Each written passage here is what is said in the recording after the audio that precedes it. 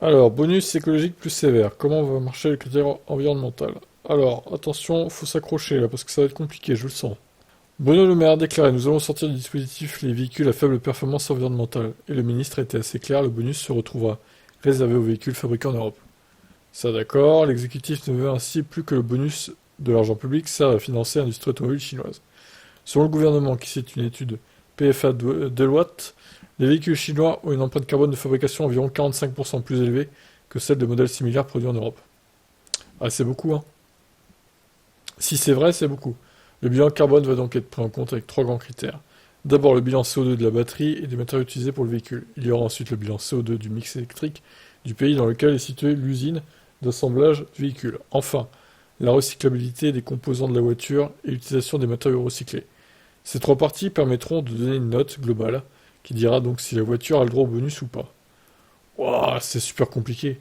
Plutôt que de se baser sur un simple critère de location qui aurait été l'Europe, le gouvernement a donc élaboré une sacrée usine à gaz qui commence à faire trembler certains constructeurs. Car les critères retenus apportent leur lot de complications. Les Échos donnent un exemple, le cas du Jeep Avenger, certes produit en Europe, mais en Pologne, un pays dont la production électrique émet davantage de gaz à effet de serre que la Chine. C'est un comble. Mais il faudra donc voir le score global du véhicule. Un score mauvais, un mauvais sous-score dans une partie peut être compensé par un bon sous-score dans une autre partie. Exemple avec la future R5. Elle sera made in France, pays où le nucléaire permet d'avoir un bilan carbone sur l'énergie utilisée. Mais sa batterie va au début de sa carrière venir d'Asie.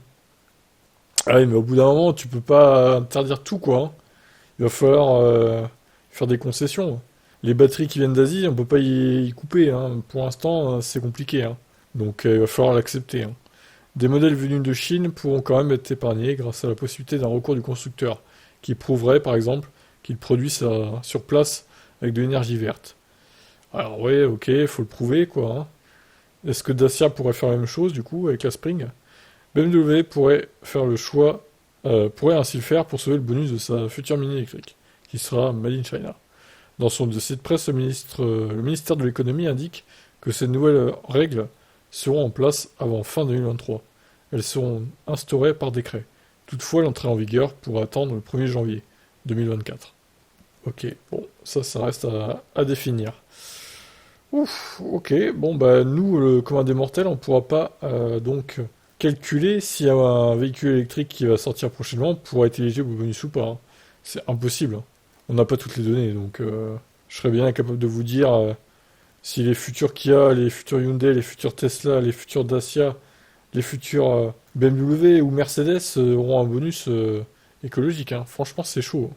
Bon, même si les MG, a priori, c'est mort, hein. Je pense que les MG en 2024 n'auront plus aucun bonus, hein. C'est clair et net. Bon, j'ai hâte de savoir comment tout ça va se dérouler. En tout cas, ciao ciao.